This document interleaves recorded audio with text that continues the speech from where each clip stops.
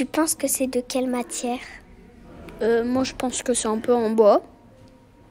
Elle te fait penser à quoi, l'art, tout là-bas? Un arbre qui a été coupé en morceaux. Elle est allongée comme un lit de travers qui bascule. Non, je pense on se fait mal à la nuque. Mais non, mais si c'était un lit avec une couverture ou un coussin, c'était bien. Ce que je me demande, c'est qu'elle a plein de trous. Je crois qu'elle a été cassée par des outils, par exemple des scies. Il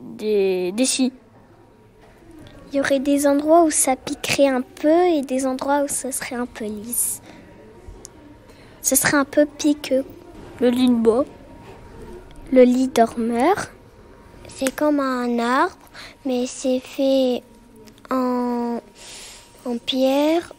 Je pense que c'est celui qui aime bien les arbres. D'un tronc d'arbre. Si on se couche et si on reste pas bien, alors on tourne et on peut se tomber. Elle est allongée. C'est que du bois. Sinon, il y aurait un cadavre. Je pense qu'ils ont été au moins 4 ou un peu moins. Parce que c'est du bois et le bois, il y a rien dedans. Une hache pour découper l'arbre.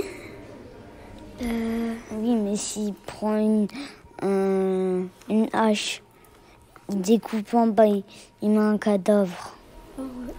Ça devrait aller. Enfin...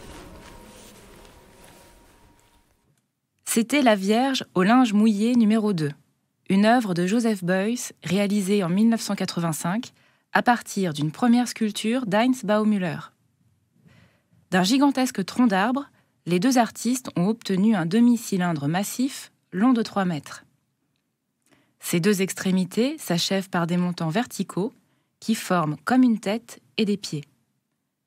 Directement posé au sol, le tronc devient une figure allongée, une gisante massive.